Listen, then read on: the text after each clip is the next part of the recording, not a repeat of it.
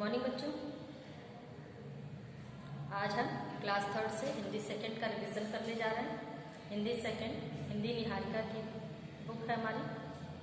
अब तक आपका ये फोर्थ टाइम का रिवीजन जो चल रहा है, इसमें हमने आपको लेसन 9 तक का रिवीजन करा दिया है और अब बारी है आज का लेसन 10 26 जनवरी। पाठ का शीर्षक है हमारा 26 जनवरी लेसन 10। तो रिवीजन क्लास स्टार्ट करने के पहले आप अपनी बुक और अपनी कॉपी सामने खुली रखिए ताकि आपका रिवीजन क्लास अच्छे से चल सके। जो हम बातें आपको समझा रहे हैं, जो प्रश्न बता रहे हैं या रिवीजन करा रहे हैं, जब तक आपके सामने आपकी कॉपियाँ खुली नहीं होंगी, आपकी बुक्स खुले नहीं होंगे, तब तक आप उस चीज़ को समझ नहीं पाएंगे आसानी से। तो इसलिए ज़रूरी है कि आप अपनी कॉपी, अपनी किताबें सामने खुली रखिए।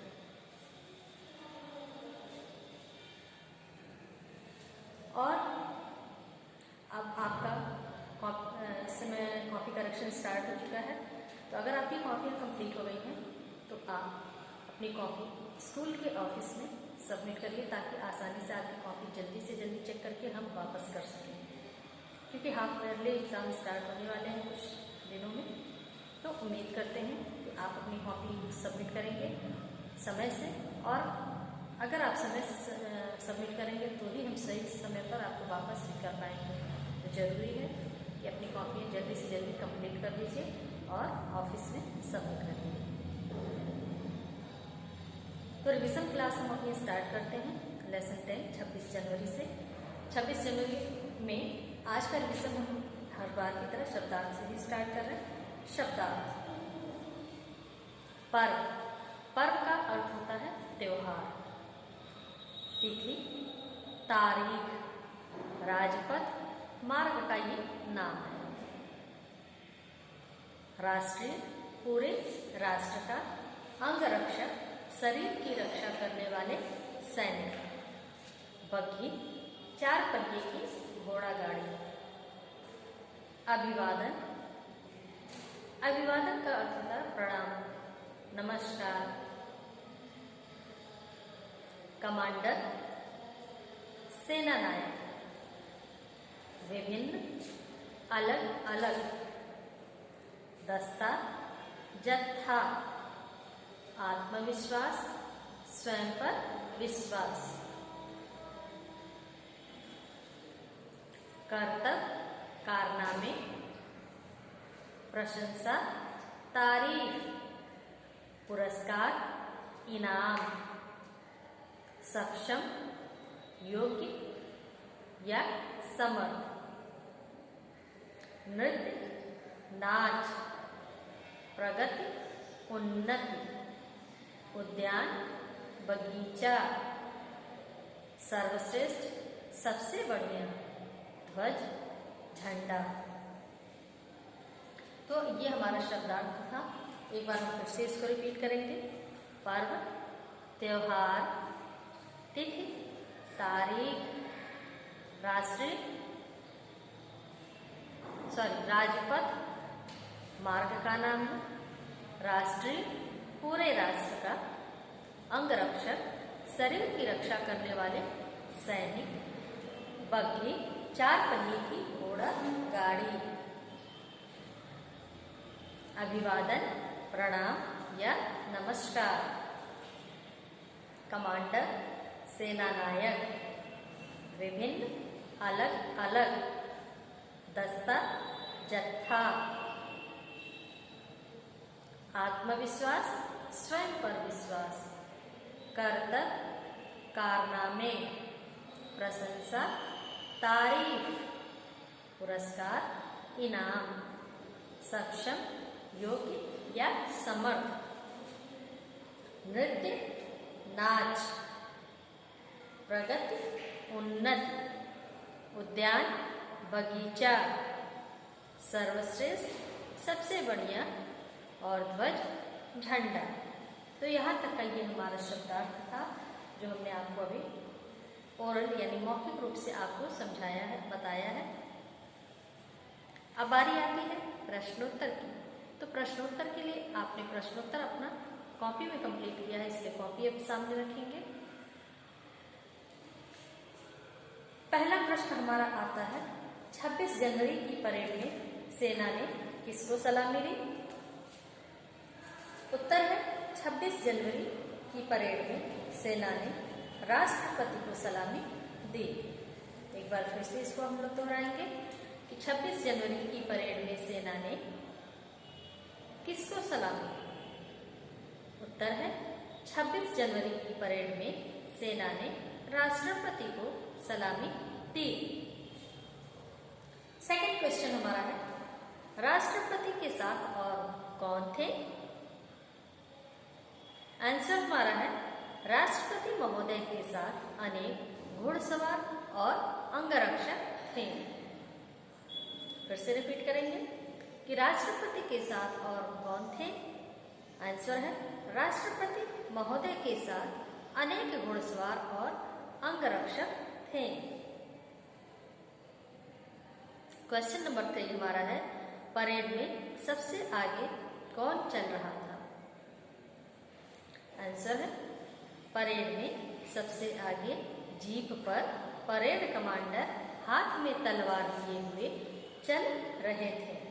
एक बार फिर से, राष्ट्रपति महोदय परेड में सबसे आगे कौन चल रहा था?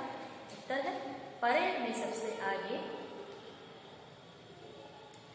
जीप पर परेड कमांडर हाथ में तलवार लिए हुए चल रहे थे। क्वेश्चन नंबर 4 हमारा है, परेड में वायुयान ने क्या करतब दिखाया? आंसर है, परेड में वायुयान ने आकाश में रंग बिरंगे गुब्बारे और तिरंगे झंडे उड़ाने का करतब दिखाया। फिर से रिपीट करते हैं, परेड में वायुयान ने क्या करतब दिखाया? आंसर है, परेड में वायुयान ने आकाश में रंग बिरंगे गुब्बारे और तिरंगे झंडे उड़ाने का करतब दिखाया। इसके बाद हमारा अगला क्वेश्चन है, झांकियां किस चीज को प्रदर्शित कर रही थी? आंसर है, झांकियां अपने अपने राज्य की प्रगति को प्रदर्शित कर रही थी।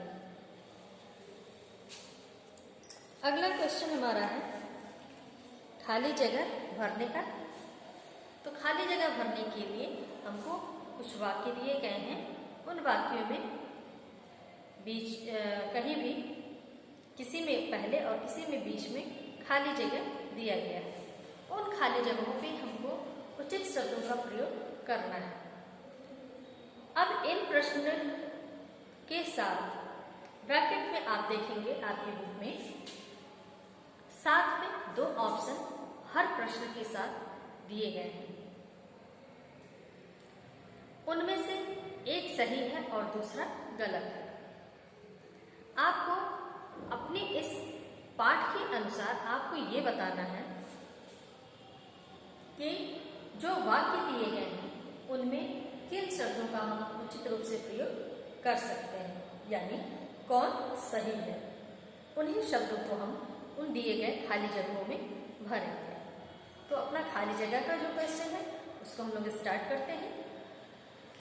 पहला यानी क, 8 बजते बजते सभी डैश भर गए। एक बार फिर से हम इसको रिपीट करते हैं, 8 बजते बजते सभी डैश भर गए। ब्रैकेट में हमको शब्द दिए हैं सीटें और बस। तो इन दोनों में से हमको ये बताना है कि कौन सा सही है। तो पहला यानी सीटें शब्द हमारा इस वाक्य के लिए उचित है। तो हमने सीटें शब्द को वाक्य की खाली जगह में भर दिया, तो हमारा वाक्य पूरा हो जा रहा है। और हम फिर से इस वाक्य को पूरा करके पढ़ते हैं कि 8 बजते बजते सभी सीटें भर गई। अब इसके बाद से अगला प्रश्न हमारा है ख। ख में आप देखेंगे स्टार्टिंग में ही डैश दिया गया है, उसके बाद वाक्य लिखे गए हैं। तो उसको अब हम पढ़ते हैं। स्टार्टिंग डैश है को भारत स्वतंत्र बना। एक बार फिर से रिपीट करते हैं, स्टार्टिंग डैश को भारत स्वतंत्र बना। अब इस वाक्य के साथ हमको फिर दो ऑप्शन दिए गए हैं। पहला ऑप्शन हमारा है 15 अगस्त 1950 और दूसरा है 26 जनवरी 1950। अब इस गणतंत्र पूछा गया है कि भारत कब गणतंत्र बना, तो हमारा भारत देश 26 जनवरी 1950 को गणतंत्र हुआ। तो हम 26 जनवरी 1950 इस शब्द को हम दिए गए खाली जगह में लिखेंगे और उसके बाद फिर हमारा वाक्य पूरा होता है और उस पूरे हुए वाक्य को हम फिर से बोल रहे हैं कि 26 जनवरी 1950 को भारत गणतंत्र बना। अब इसके बाद से अगला प्रश्न हमारा आता है ग। सलामी मंच के निकट डैश लगा था। क्वेश्चन फिर से रिपीट करते हैं। सलामी मंच के निकट डैश लगा था। ऑप्शन में हमको दो ऑप्शन दिए गए हैं। पहला ऑप्शन हमारा है राष्ट्रीय झंडा और सेकंड ऑप्शन है डंडा। तो हमको सही जवाब ढूंढना है, तो सही जवाब हमारा है राष्ट्रीय झंडा। इस राष्ट्रीय झंडा शब्द को हम दिए गए खाली जगह में हम लिखते हैं और उसके बाद से हमारा वाक्य पूरा होता है और फिर हम उस वाक्य को बता रहे हैं, पढ़ रहे हैं कि सलामी मंच के निकट राष्ट्रीय झंडा लगा था। अगला प्रश्न हमारा है झांकियां अपने अपने राज्यों की डैश को दर्शा रही थी। इस प्रश्न के साथ भी दो ऑप्शन है। पहला ऑप्शन हमारा है सजावट और दूसरा ऑप्शन है प्रगति। तो सही जवाब हमारा क्या है? प्रगति। तो हम अब इस प्रगति शब्द को दिए गए खाली जगह में लिखते हैं और लिखने के बाद अपना पूरा वाक्य हम फिर से बोलने जा रहे हैं कि झांकियां अपने अपने राज्यों की प्रगति को दर्शा रही थी। तो इस तरह से ये हमारे 4 प्रश्न जो दिए गए थे खाली जगह में लिखने के लिए वो हमारे पूरे हो गए। अब इसके बाद से बारी आती है भाषा ज्ञान की। तो भाषा ज्ञान में आप देखेंगे क्रिया शब्दों को रेखांकित करो और लिखो। इसमें आपको 5 वाक्य दिए गए हैं। इन 5 वाक्यों में आपको ये बताना है कि इसमें से प्रत्येक वाक्य में से आपको एक शब्द आपको ढूंढना है कि उसमें से कौन सा शब्द क्रिया शब्द है। क्रिया यानी काम वाले कितने शब्द हैं, उन शब्दों को आपको अंडरलाइन करना है। रेखांकित का इंग्लिश में बोलते हैं अंडरलाइन करना। तो आप उन क्रिया वाले शब्दों को अंडरलाइन करेंगे और फिर कहा गया है कि उसको लिखो। तो यानी इस वाक्य को लिखने के बाद उसमें अंडरलाइन करेंगे, फिर उसके बगल में उस शब्द को लिख देंगे या उसके नीचे वाली लाइन में भी आप इसको लिख सकते हैं। तो हम अपना क्वेश्चन स्टार्ट करते हैं। क्रिया शब्दों को रेखांकित करो और लिखो। तो इसमें से पहला यानी क वाला जो क्वेश्चन हमारा है वो है कि हम प्रातः 7 बजे ही अपनी कुर्सियों पर बैठ गए। अब इस वाक्य में क्रिया शब्द क्या है? बैठ गए। तो आप अपनी बुक में बैठ गए शब्द को अंडरलाइन करेंगे। अंडरलाइन करने के बाद उसके बगल में खाली जगह जो प्लेन दिख रहा है वहां पे आप उस प्रश्न के ठीक बगल में आप लिख देंगे बैठ गए। यानी जिस शब्द को आपने अंडरलाइन किया है उसको आप उसके बगल में लिख लीजिए। अगला प्रश्न हमारा है ख। ख में आप देखेंगे लिखा है कि बहुत से विदेशी भी यह परेड देखने आते हैं।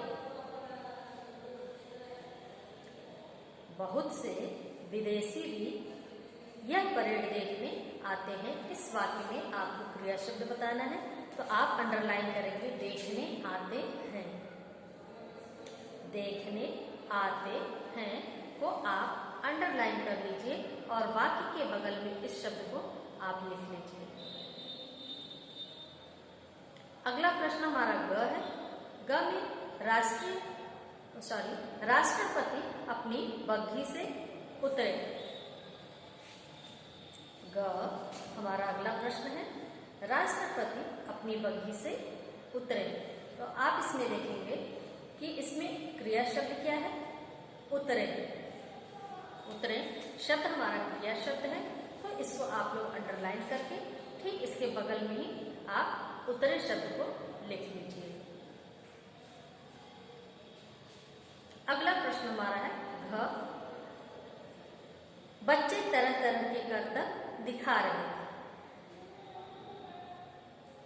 बच्चे तरह तरह के करतब दिखा रहे थे। वाक्य में क्रिया शब्द बताना है, तो दिखा रहे थे वो आप अंडरलाइन करेंगे और उसके बगल में लिखेंगे दिखा रहे थे। अगला प्रश्न हमारा है अंग। भारतीय वायुसेना के लड़ाकू विमानों ने उड़ानें भरी। क्वेश्चन एक बार फिर से रिपीट करते हैं। भारतीय वायुसेना के लड़ाकू विमानों ने उड़ानें भरी। वाक्य में क्रिया शब्द आपको बताना है, तो आप उड़ानें भरी को अंडरलाइन करके ठीक वाक्य के बगल में उड़ानें भरी लिख लीजिए। तो इस तरह से भाषा ज्ञान का ये जो पहला क्वेश्चन था हमारा कंप्लीट हो गया। अब बारी आती है उच्चारण अभ्यास की। तो उच्चारण अभ्यास आप बुक में देख करके मेरे साथ तेज आवाज में बोलने का अभ्यास कीजिए। दस्ता, राजपथ, पर्व, सक्षम, ध्वज, राष्ट्रीय, स्वराज्य। एक बार फिर से इसको रिपीट करते हैं। दस्ता, राजपथ, पर्व, सक्षम, ध्वज, राष्ट्रीय, स्वराज्य। तो इस तरह से यह हमारा उच्चारण अभ्यास का प्रश्न भी पूरा हो गया। तो यहाँ तक का ये आज का हमारा रिवीजन क्लास भी कंप्लीट होता है इस लेसन का, लेसन 10 का। अब बारी आती है आज के होमवर्क। होमवर्क आप लोग अपनी अपनी डायरी निकाल करके उसमें आप लोग नोट कर सकते हैं, लेकिन होमवर्क को जो आपने पुरानी रकम बना रखी है उसमें ही लिखिएगा।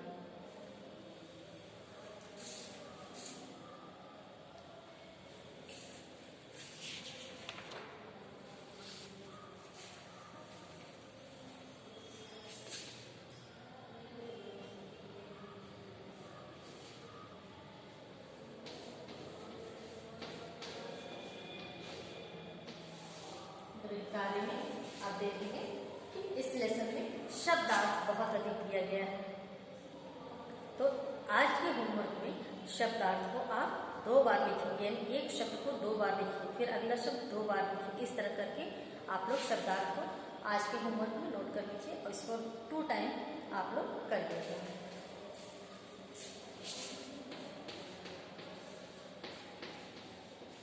शब्दार्थ को याद कीजिए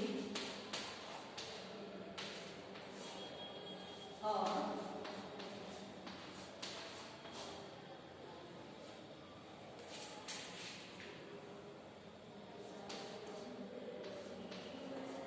प्रत्येक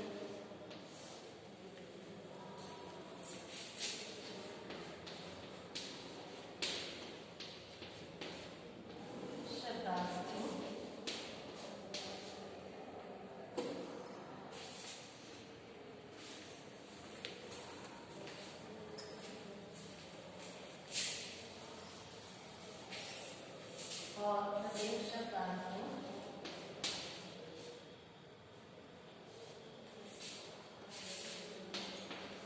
दो बार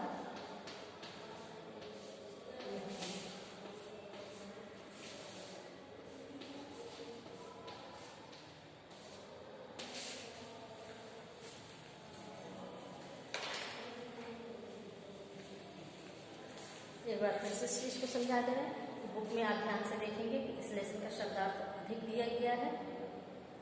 तो आप पहले शब्दार्थ को याद कर लीजिए। याद करने के बाद उनको प्रत्येक शब्द और अर्थ को 2 बार लिखिए रफ कॉपी में, ताकि आपका रिवीजन टाइम में शब्दार्थ अच्छे से याद हो जाए। तो आज की क्लास को हम यहीं पे समाप्त करते हैं